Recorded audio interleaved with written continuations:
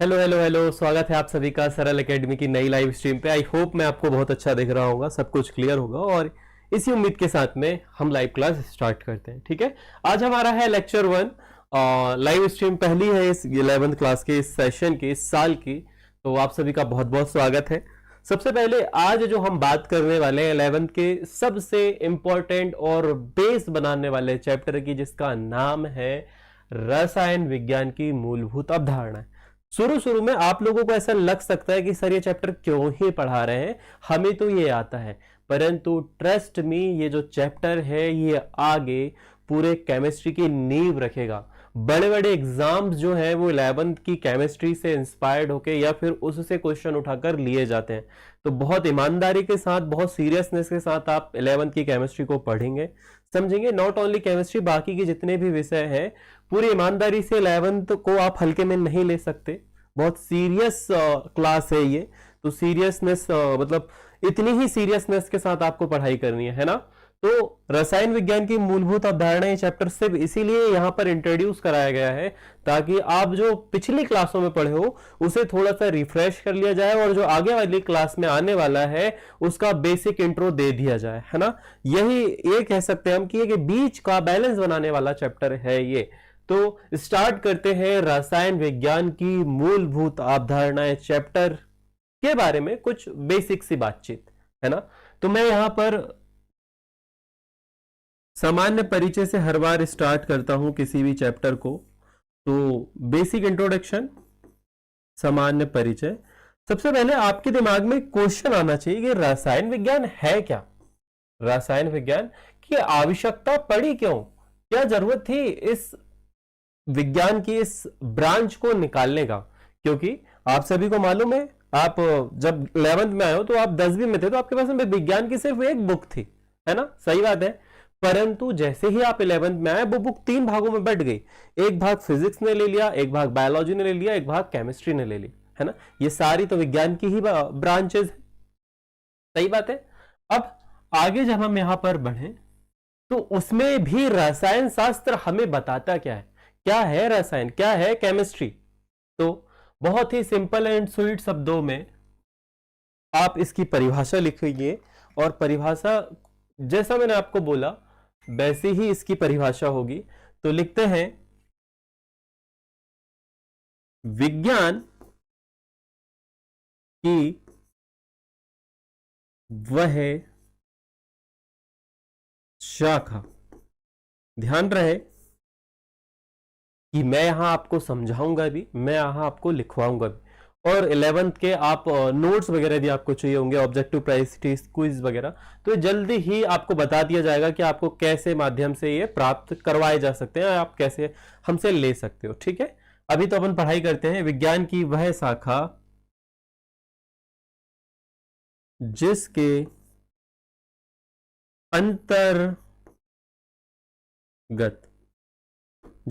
अंतर्गत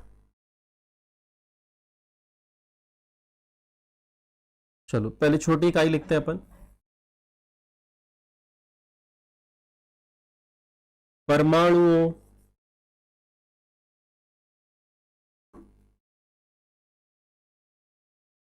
अणुओं व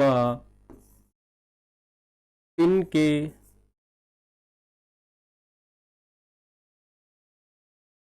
संगठन व विघटन।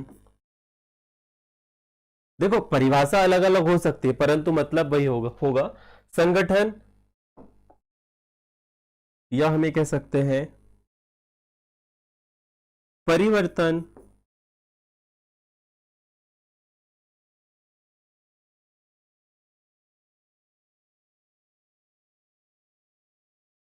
परिवर्तनों का अध्ययन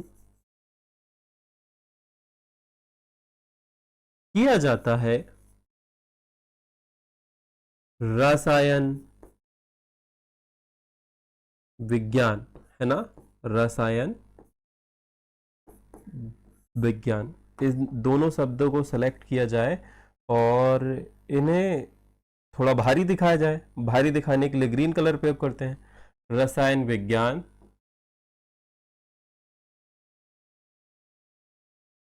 विज्ञान की वह शाखा जिसके अंतर्गत परमाणु, अणु व इनके संगठन व परिवर्तनों का अध्ययन किया जाता है, रसायन विज्ञान कहलाता है।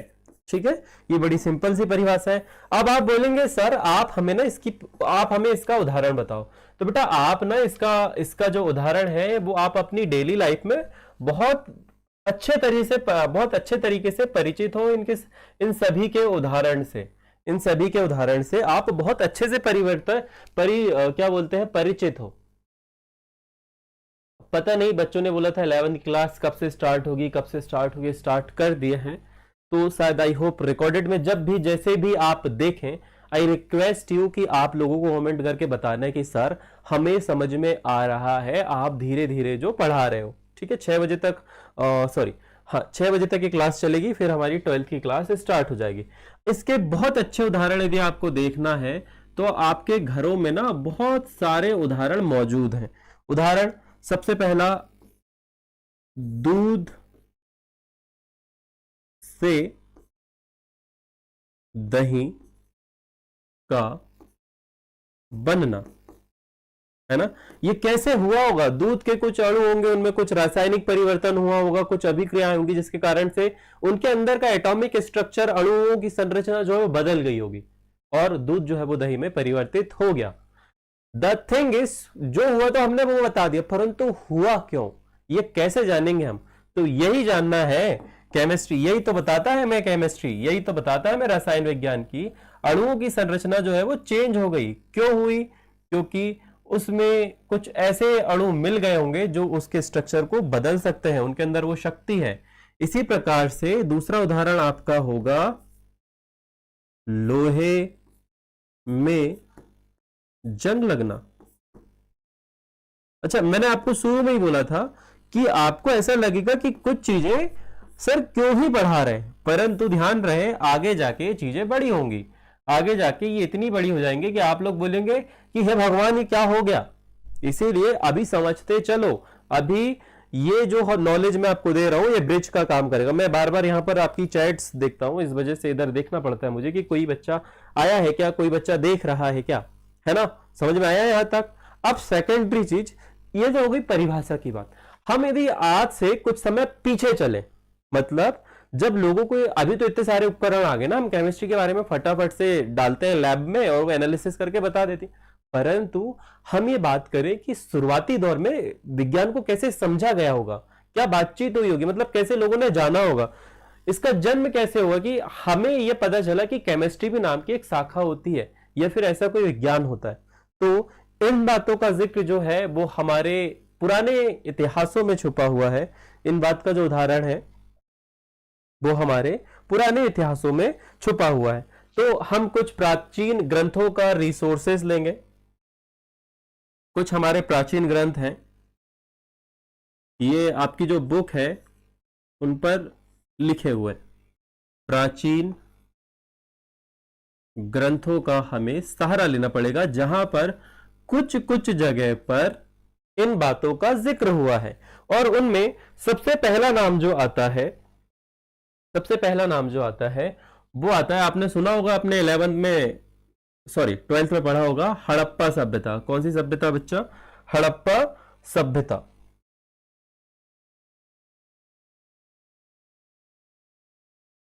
मोहनजोदड़ो, ये दो नाम आपने बहुत ज्यादा सुने होंगे। यहां पर जो घर बने थे, यहां पर जो मकान बने थे, है ना, मैं थोड़ा हिस्ट्री में जा रहा हूं, पीछे जा रहा हूं, बैक जा रहा हूं, आप लोगों को पता होना चाहिए। यहां पर जो घर बने थे वहां पर कुछ सीमेंट जैसी चीजें पाई गई। अब नॉर्मली जो हमारे यहाँ पे सीमेंट होती है वैसी तो नहीं, परंतु कुछ ऐसे स्ट्रक्चर बनाए गए जो मजबूत थे। मतलब उस समय के लोग बहुत अच्छी तरह से ये जानते थे कि कैसे केमिकलों को आपस में मिला के कैसे कैसे अलग अलग प्रकार की चीजों का मिश्रण बना लिया जाए तो हमें एक ऐसा सॉल्यूशन प्राप्त हो जाएगा, एक ऐसा पदार्थ प्राप्त हो जाएगा जो सालों साल तक टिका रहे। और ये किसकी देन थी? ये किसका जन्म था? ये रसायन विज्ञान का जन्म था, है ना। यहां पर उन्होंने कुछ बात लिखी है। अच्छा, उस पदार्थ को इन्होंने क्या कहा था मालूम है आपको? आपकी बुक में लिखा है जिप्सम। आज भी आप लोगों ने जिप्सम शब्द के बारे में सुना होगा। तो जिप्सम जो है बना हुआ होता है कैल्शियम सल्फेट प्लस चूना प्लस रेत, ठीक है, इतनी चीजों का मिश्रण होता है, यह हमें उस समय पता चल गया था। इसके साथ ही प्राचीन समय में रसायन विज्ञान को, यह इंपॉर्टेंट प्रश्न है, ये ऑब्जेक्टिव में आता है, रसायन विज्ञान को, अभी हम रसायन विज्ञान बोल रहे हैं, उस समय रसायन विज्ञान को रसायन विज्ञान नहीं कहा जाता था। क्या कहते थे उस समय? उस समय इसे बोला जाता था रस विद्या। क्या कहते थे बच्चा? इसे कहा जाता था रस विद्या।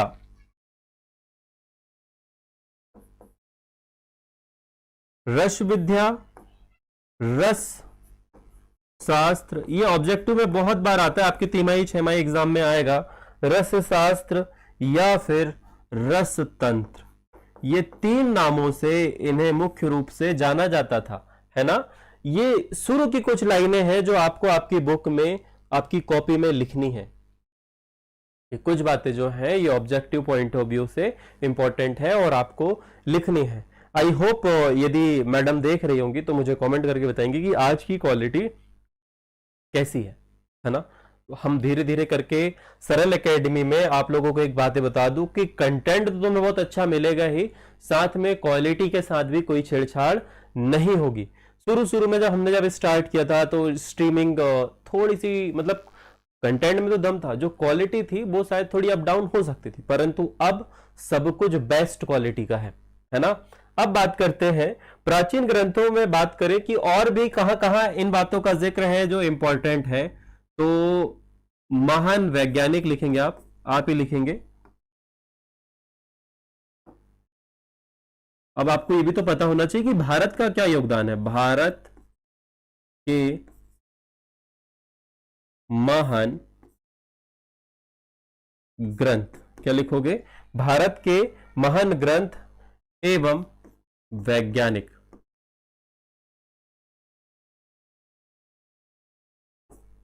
ये लाइन क्यों लिख रहा हूं मैं?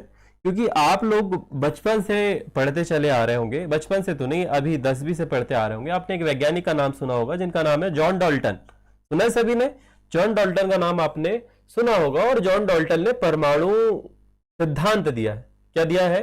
परमाणु का सिद्धांत दिया है, ऐसा हमारा मानना है, ऐसा हम मानते हैं कि जॉन डाल्टन ने परमाणु सिद्धांत को बताया, जो कि एक स्कूल टीचर थे और आई होप सो 1800 के आसपास उन्होंने सिद्धांत प्रतिपादित किया था। परंतु इससे पहले भी हमारे एक ऋषि थे जिनका नाम था आचार्य कणाद। नाम में ही इनका जैसा नाम था वैसे ही मैं ये मानता हूं कि इन्होंने अपने ज्ञान का प्रयोग करते हुए, या इनके दिमाग में कहीं चीजें आ गई होगी, तो इन्होंने उस समय ही बता दिया था कि कोई भी पदार्थ अति सूक्ष्मतम कणों से मिलकर बना है, और ये इतना सूक्ष्म हो सकता है कि अब एक ऐसा कण आ जाएगा कि उसके बाद में आप उसे तोड़ नहीं सकते। जस्ट लाइक दिस, कि आपने एक चौक उठाया, आपने उस पर हथौड़ा मारा, एक बारीक कण प्राप्त हुआ, आपने और मारा, और बारीक हुआ, और बारीक हुआ, और बारीक हुआ, और एक ऐसी स्थिति पे आप पहुंच गए कि अब उसे विभाजित करना इम्पॉसिबल है। अब आप उसे विभाजित नहीं कर सकते। और ऐसे ही अविभाजित अनंत कण को सबसे पहले महर्षि कणाद ने सन 600 बीसी के आसपास ही नाम दे दिया था। क्या? 600 बीसी या 600 ईसा पूर्व में ही नाम दे दिया था। क्या? परमाणु, एटम। इंग्लिश में एटम शब्द का प्रयोग यहीं से आया है, ठीक है। इन्होंने ही सबसे पहले एटम की अवधारणा दी थी। कौन थे? महर्षि कणाद या फिर आचार्य कणाद। इनकी बुक थी, एक बुक में विशेषिका या वैश्लेषिक सूत्र, ठीक है। वो मैं यदि गलत लिखूं तो आप सही लिख लेना, मेरे हिसाब से वैशेषिक सूत्र होनी चाहिए।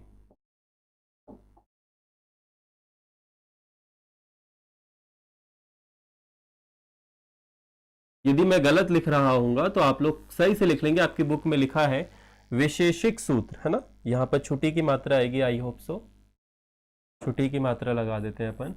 विशेषिक सूत्र, जिसमें हर एक पदार्थ के विशेष गुणों का वर्णन किया गया था, उसे बोलते हैं विशेषिक सूत्र। ये थे पहले साइंटिस्ट, है ना। फिर हम बात करते हैं कुछ दूसरे वैज्ञानिकों को जिन्होंने अपनी अपनी अवधारणाएं दी। अच्छा, ये क्यों बताना जरूरी है भाई साहब, ये क्यों बताना जरूरी है? क्योंकि यहां पर आप लोगों को पता होना चाहिए कि पुराने लोगों ने भी बहुत सारी चीजें बताई है। दूसरा जो ग्रंथ है यह है चरक संहिता।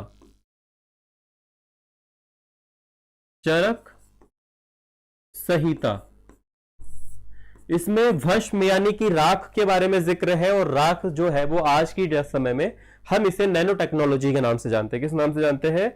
Nano technology. यहां पर आयुर्वेद का सबसे पुराना ग्रंथ है, इसमें धातुओं की भस्म का प्रयोग था। क्या था? धातुओं की भस्म का प्रयोग था। ठीक है, धातुओं की भस्म का प्रयोग था, जिससे अलग अलग प्रकार की चीजें बनाई गई, और जो आज के समय में कहलाई जाती है नैनो टेक्नोलॉजी। क्या कहते हैं हम इसे? Nano technology.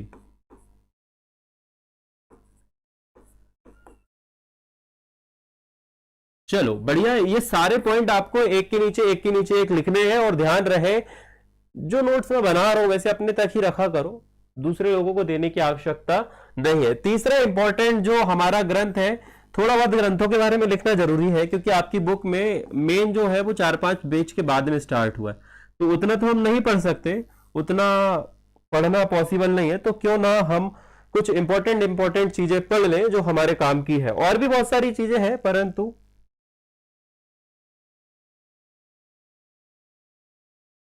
अगला जो इंपॉर्टेंट पॉइंट है, चलो इन सभी के नाम जो है वो मैं अलग कलर से कर दूं क्या? कुछ अच्छा दिखने लगेगा, है ना? तुम लोगों को रेड कलर कैसा दिखता है जरा मेरे को देखना है कि रेड कलर कैसा रिप्रेजेंट होता है यहाँ पर, है ना? एक बार स्क्रीन पे देखो क्या रेड कलर कैसा दिखता है, क्योंकि पहले रेड कलर जो है वो रेड नहीं दिखता था, अभी मुझे देखना है। चलो, रेड कलर में उतना मजा नहीं है, रेड कलर से अच्छा मेरे हिसाब से ग्रीन कर देते हैं अपन, है ना? ग्रीन कलर ज्यादा अच्छा दिखेगा तुम लोगों को। नागार्जुन, साइंटिस्ट का नाम है नागार्जुन। इन्होंने दिया था रस रत्नाकर। क्या दिया था? रस रत्नाकर। एक ग्रंथ है रस रत्नाकर, जिसमें पारे से बनी हुई धातुओं या फिर पारे के साथ धातुओं का मिश्रण करके अलग अलग पदार्थों के बारे में बात की गई थी, या ये कह सकते हैं कि पारे का उपयोग करके धातु निष्कर्षण सिद्धांतों को समझाया गया था, है ना? पारे के यौगिक और धातु निष्कर्षण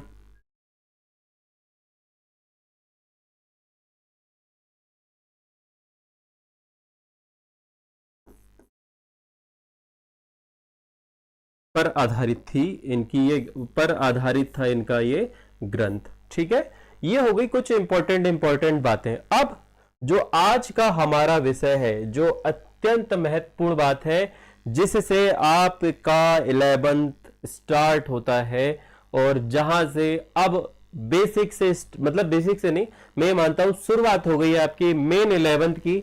और मेन 11th की, वैसे तो 11th हम शुरू से ही पढ़ रहे हैं, ये जो लेक्चर है ये 11th का ही है। मतलब ये इसे कैसे समझाऊं मैं तुम्हें? इसे ऐसे समझो कि अब ये तुमने पहले पढ़ चुका है। अब बात करेंगे अपन पदार्थ की, है ना, अर्थात द्रव्य की। किसकी बात करेंगे? द्रव्य की। एक शब्द आपके सामने आता है द्रव्य, इसका हिंदी नाम आपने बार बार सुना होगा कि द्रव्य यानी कि होता है पदार्थ। द्रव्य यानी कि क्या होता है? पदार्थ। क्या है पदार्थ, क्या है द्रव्य? क्या है पदार्थ, क्या है द्रव्य? मैटर बोलते हैं इंग्लिश में। इंग्लिश में क्या बोलते हैं? मैटर। वो वाला मैटर नहीं, लड़ाई झगड़े वाला मैटर ना, ये वाला वो मैटर नहीं है। ये हमारा वो मैटर है जो ये बताता है कि कोई भी पदार्थ कैसे दिख रहा है, उसकी भौतिक अवस्था कैसी है ना? तो यहां पर जब आप पदार्थ का वर्गीकरण करोगे या पदार्थ की भौतिक अवस्था के बारे में बात करोगे, तो सभी को मालूम है 3 प्रकार की होती है। अभी याद आया कि नहीं आया? इतनी देर से जब मैं बोल रहा हूं तो शायद तुम्हारे दिमाग में नहीं आई होगी बात। जब मैंने 3 बोला तो वापस से तुरंत में ध्यान आएगा, ठोस, द्रव्य और गैस। परंतु द थिंग इज कि इससे आगे बढ़ने से पहले आप लोग मुझे द्रव्य की परिभाषा लिख के कमेंट सेक्शन में बताएंगे जब भी ये वीडियो देखेंगे, है ना। मैं तो लिखूंगा ही, परंतु मेरे बोलते तक आई होप आप सभी लिख ले। तो मैं सबसे पहले लिख लेता हूं, वह वस्तु जिसका द्रव्यमान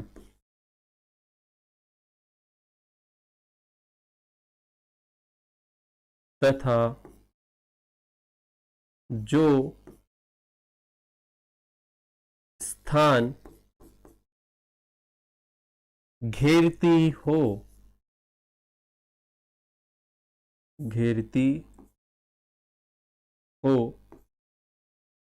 द्रव्य, इसको थोड़ा हाईलाइटेड कलर पे लिखो, ये अपने आप में ही इंपॉर्टेंट है। द्रव्य ये वाले कलर से लिखते हैं, द्रव्य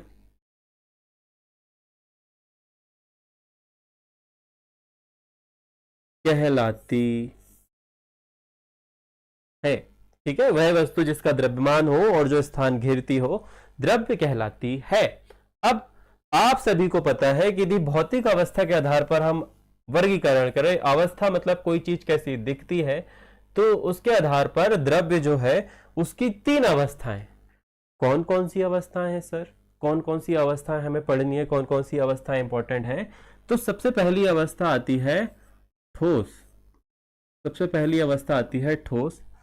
आपकी दूसरी अवस्था आती है द्रव, द्रव्य नहीं, अब द्रव से यहां पर हमारा तात्पर्य है तरल पदार्थ। और तीसरा जो आती है वो आती है गैस। ठीक है, यहां तक सभी को क्लियर है। अब ठोस के बारे में कहा गया है कि यदि हम एक बॉक्स बनाएं, यदि हम एक बॉक्स बनाएं तो ये बॉक्स में अणु कुछ इस प्रकार से व्यवस्थित होंगे कि उनके मध्य बिल्कुल भी जगह नहीं होगी। इतने पास पास होंगे ये लोग, इतने पास पास होंगे कि बिल्कुल ही अणु के बीच में कुछ भी स्थान नहीं हो। परस्पर कणों की व्यवस्था या फिर परमाणुओं की व्यवस्था इतनी पास पास है कि और कोई दूसरे अणु इनके बीच पे नहीं जा सकते। उदाहरण के लिए यदि आपके पास में लोहे की रॉड है या फिर टेबल है या कुर्सी है या एल्यूमिनियम है, लोहे वाली की बात करो ना, प्लास्टिक वाले की बात नहीं कर रहा हूं, तो यहां पर इनके अणुओं के मध्य में कुछ भी स्पेस नहीं होता। अर्थात यदि हम इनमें कोई दूसरी चीज, चलो वो मचौरे, हेलो बेटा, हेलो, आई होप आप बीसापुर से हो, है ना, स्कूल से अभी आए होंगे, इस वजह से क्लास लगाने में लेट हो गए होंगे। इसके पहले फिजिक्स की क्लास थी, अभी हम केमिस्ट्री पढ़ रहे हैं। आप एक काम करिएगा, लाइव स्ट्रीम को पीछे करके देखिएगा, आपको मजा आएगा हमारे साथ पढ़ाई करने में, है ना। तो ये ठोस के बारे में आपकी बुक में बहुत सारी चीजें लिखी हुई है, परंतु अभी अपन समझते हैं कि सबसे पहली भौतिक अवस्था जो होती है वो होती है ठोस। ठोस के बारे में इंपॉर्टेंट बात यह है, पहली इंपॉर्टेंट बात, सबसे फर्स्ट इंपॉर्टेंट बात यह है कि इनके जो अणु है वो बहुत पास पास होते हैं। अणु कैसे होते हैं? बहुत ज्यादा पास पास, सांस लेने को जगह नहीं होती, इतने पास पास होते हैं ये लोग। दूसरी बात करें तो यहां पर ठोस का आकार जो है वो निश्चित होता है।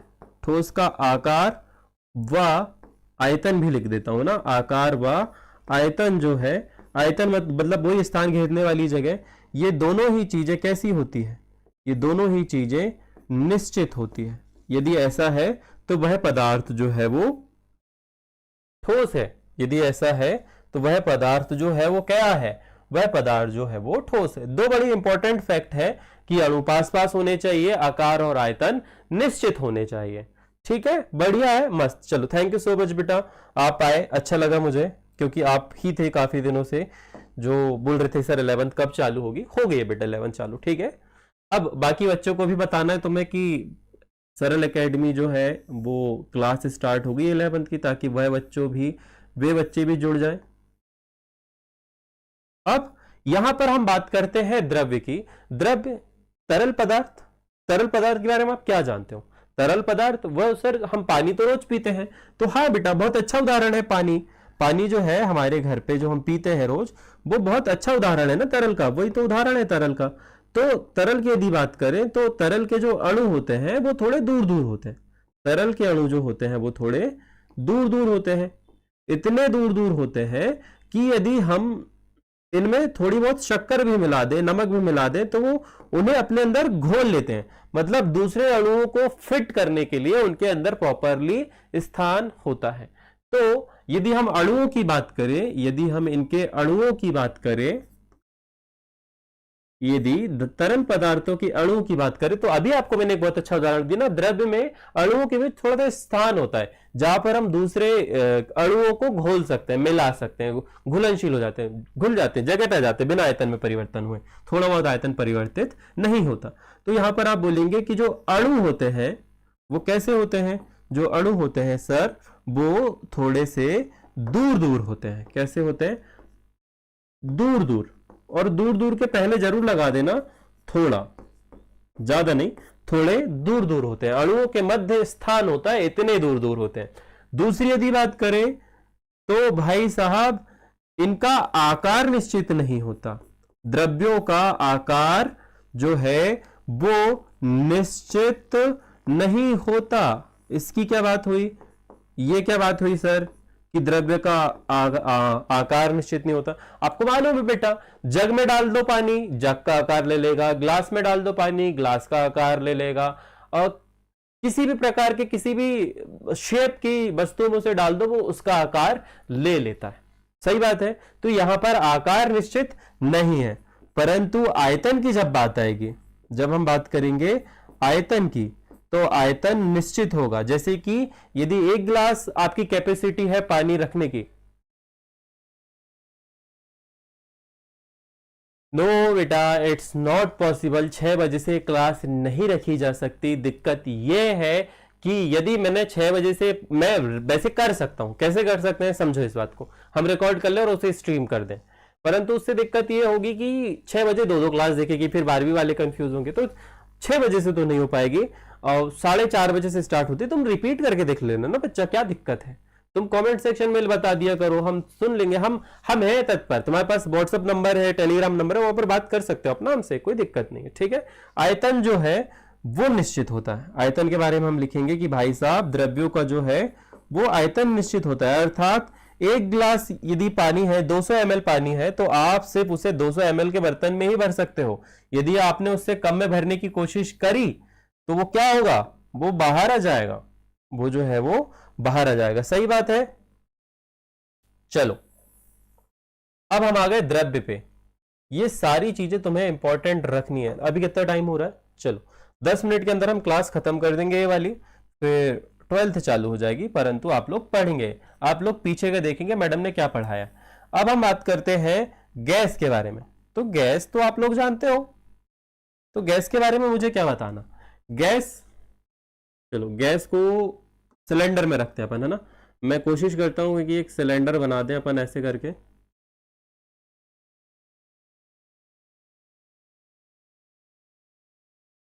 ये हमारा एक छोटू सा सिलेंडर है, इसे पैक कर दो। ठीक है। इसके अंदर पे गैस के कण भरे हुए हैं, गैस के कण भरे हुए हैं, हमारा वायुमंडल भी है। तो यहां पर यदि हम कणों की बात करें, हम किसकी बात करें? अणुओं की बात करें या कणों की बात करें, तो यहां पर जो अणु है वो बहुत दूर दूर होते हैं। बहुत दूर दूर मतलब इतने दूर दूर होते हैं कि दूसरे कण तो बहुत आसानी से जाते हैं, आपस में ही नहीं मिल बनती इनकी। फिर इनके बारे में यदि बात करी जाए कि क्या गैस का आकार व आयतन कैसा है? आकार व आयतन दोनों ही निश्चित नहीं है, दोनों ही निश्चित नहीं है। गैस का आकार और आयतन दोनों ही निश्चित नहीं है। सही बात है, ये वाली बात आपको पता होगी। तो ये सारे डिजिटल नोट तुम्हें मिल जाएंगे। अब बात करते हैं अपन अगली वाली स्टेज पे कि ठीक है भाई साहब, ये तो भौतिक अवस्था हो गई पदार्थों की कि कैसे कैसे होते हैं, परंतु यहां आके बातचीत खत्म नहीं हुई। अब बात करते हैं अपन रासायनिक गुणों के आधार पर, अर्थात संगठन के आधार पर कैसे। अब क्या इतने से में बात खत्म होगी? हमारे आवर्त सारणी में टोटल 118 तत्व है, ठीक है, शुरू में जब हम चैप्टर 3 में पढ़ेंगे कि कैसे इसका जन्म हुआ, वो अभी की बात छोड़ते हैं। तो क्या सिर्फ 118 तत्व पर आकर दुनिया सिमट गई? नहीं सिमटी सर, आपस में 118 तत्वों ने आपस में मिलाप किया या फिर वो एक दूसरे के साथ मिले, इससे क्या हुआ? अलग अलग प्रकार के अणुओं का जन्म हुआ। तो इन अणुओं को हम क्या बोलेंगे? तो आधी आपने बताया मुझे कि 118 तत्व हमारे पास में है, तो कुछ तत्व आपस में मिलेंगे, कुछ अलग रहेंगे, कुछ तत्व आपस में मिलेंगे, कुछ अलग रहेंगे, कुछ मिल जाएंगे मतलब आपस में घुल जाएंगे, कुछ नहीं घुलेंगे, अलग अलग प्रकार से, है ना, अलग अलग प्रकार से इनका संयोजन होगा। तो अब यहां पर आप लिखेंगे द्रव्य का वर्गीकरण। क्या लिखोगे आप लोग? द्रव्य का वर्गीकरण। यदि मुझे द्रव्य यानी पदार्थ को बांटना हो, द्रव्य यदि पदार्थ को बांटना हो, तो उस वर्गीकरण का आधार क्या होगा? उस वर्गीकरण का आधार क्या होगा? तो उस वर्गीकरण का आधार बच्चा बहुत ही सिंपल एंड स्वीट सा होगा। ठीक है, इसको हटाओ, ये सही नहीं लग रहा है ना। अपन क्या करते हैं, अपन यहीं से बनाते हैं। तो अपन यहां से एक लाइन खींचते हैं ऐसी, और यदि हम द्रव्य का वर्गीकरण करने जाएं तो द्रव्य का वर्गीकरण जो है वो दो प्रकार से किया जाता है। कितने प्रकार से किया जाता है बच्चा? दो प्रकार के। कौन कौन से दो प्रकार हैं ये? तो दो प्रकार कुछ इस प्रकार से है ये। सबसे पहला प्रकार जो आता है वो आता है शुद्ध, बिल्कुल प्योर, शुद्ध, एक जैसे अणुओं से मिलकर बने हुए। एक जैसे अणु नहीं बोलूंगा मैं, एक जैसे कण से मिलकर बने हुए पदार्थ जो है वो शुद्ध पदार्थ कहलाते हैं। दूसरा यहां पर आते हैं अशुद्ध, ये मिक्स वेज है, अलग अलग प्रकार के तत्वों से मिलकर बने होते हैं। अलग अलग प्रकार से बना हुआ तत्व जो है वो अशुद्ध पदार्थ कहलाता है। आगे जब आप बढ़ोगे तो ये शुद्ध पदार्थ भी दो भागों में बांटे गए हैं। कौन कौन से? तो सबसे पहले आते हैं जो एक जैसे कणों से मिलकर बने हुए। कैसे मिले हुए? एक जैसे कणों से मिलकर बने, जैसे लोहा, लोहे में सिर्फ लोहे के परमाणु है, तो एक जैसे कण, एक जैसा संगठन, तो वो कहलाता है तत्व। एक ही जैसे कण होंगे, सारे कण एक जैसे होंगे। फिर दूसरा है कि दो या दो से अधिक तत्व होंगे आपके, परंतु उन्हें एक निश्चित अनुपात में मिलाया जाएगा। यदि मान लीजिए हाइड्रोजन 2 है और ऑक्सीजन 1 है तो H2O बनेगा, एक Na है दूसरा Cl है, दोनों को मिला दोगे तो NaCl बनेगा। तो दोनों तत्वों का यदि संयोजन का अनुपात बिल्कुल समान है तो हम कहते हैं उन्हें यौगिक। उन्हें हम क्या कहते हैं बच्चा?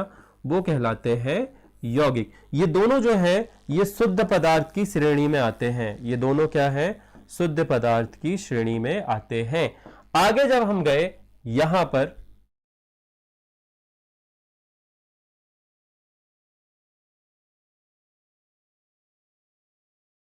अशुद्ध पदार्थ में हम जाते हैं तो हमें प्राप्त होता है मिश्रण। हमें क्या प्राप्त होता है? अशुद्ध पदार्थ में जब हम जाते हैं तो हमें प्राप्त होता है बच्चा मिश्रण। अशुद्ध पदार्थ में सबसे पहले हमें प्राप्त होगा क्या? मिश्रण। अब मिश्रण भी जब आगे जाओगे आप तो मिश्रण भी जो है वो दो प्रकार के होते हैं। ये फ्लो चार्ट मैं तुम्हें कल भी पढ़ाऊंगा, निश्चिंत रहना यदि नहीं आ रहा होगा समझ में। मिश्रण मतलब कि मिश्रण कैसे? पानी में शक्कर घोल दो या शक्कर में मिट्टी घोल दो, सॉरी गलत हो। पानी में शक्कर घोल दो या फिर पानी में मिट्टी घोल दो, दोनों ही मिश्रण है। दोनों ही मिश्रण किसी भी अनुपात में घोल सकते हो आप, कोई भी अनुपात हो सकता है ना। सही बात है, सही बात है। उमर ने लिखा कंपाउंड, तो यहां पर आपने लिखा मिश्रण। ठीक है, अब मिश्रण के बारे में बात कहा गया तो दो तरह के मिश्रण होते हैं। एक होता है समांगी मिश्रण और दूसरा होता है विषमांगी मिश्रण। समांगी मिश्रण और विषमांगी मिश्रण नाम में ही स्पष्ट है। समांगी मिश्रण का यह मतलब है कि जब आपने यौगिकों को आपस में मिलाया, जब आपने दो पदार्थों को आपस में मिलाया और दोनों के अणु एक दूसरे में पूर्ण रूप से घुल गए, जिनका संगठन है बिल्कुल एक जैसा हो गया, समान हो गया। जैसे कि पानी में यदि आप शक्कर मिला दो तो आप बता नहीं सकते कि ये सादा पानी है, ये शक्कर मिला हुआ पानी है। एटलीस्ट देख के तो नहीं बता सकते, अर्थात अणु ने एक दूसरे को आपस में पूर्ण रूप से घोल लिया। तो ऐसा मिश्रण जो है जिसमें सभी अवयवों का संगठन एक समान हो जाता है, या बोल सकते हैं हम जिसमें दो या दो से अधिक पदार्थ के अवयव पूर्ण रूप से घुलनशील हो जाते हैं समांगी मिश्रण कहलाते हैं, और समांगी मिश्रण ही जो है वो कहलाते हैं विलयन। और ये जो विलयन है ये आप पढ़ोगे 12th क्लास का सबसे पहला चैप्टर आपका विलयन ही होगा, पूरा एक टॉपिक है। फिर बात करते हैं विषमांगी मिश्रण। विषमांगी मिश्रण में आप ये बोलेंगे कि अवयव जो है वो एक दूसरे में पूर्ण रूप से घुलनशील नहीं होते। यदि आप बोलोगे तो कल सर इनकी परिभाषा भी आपको लिखवा देंगे। विषमांगी मिश्रण में जो अवयव है वो पूर्ण रूप से एक दूसरे पर घुलनशील नहीं होते, विषमांगी मिश्रण कहलाते हैं। यहां पर आप उदाहरण लिखोगे पानी और मिट्टी का मिश्रण। क्या लिखोगे? पानी और मिट्टी का मिश्रण इसका बहुत अच्छा उदाहरण है। आज की लाइव क्लास को यहीं पर समाप्त किया जाता है। कल फिर से मैं उदाहरण के साथ इसे एक बार और समझाऊंगा, तो कहीं जाइएगा नहीं। कल फिर से आपको लाइव क्लास में आना है और हम इसके आगे का पढ़ेंगे। ठीक है बच्चा, thank you so much being with us. आप ऐसे ही सरल एकेडमी को प्यार देते रहिएगा, शेयर करते रहिएगा, कमेंट करते रहिएगा, हाइप करते रहिएगा हमारे वीडियोस को, और हमें प्रमोट करते रहिएगा। ठीक है, बहुत बहुत शुक्रिया आप सभी का। ध्यान रखिएगा अपना। राधे राधे।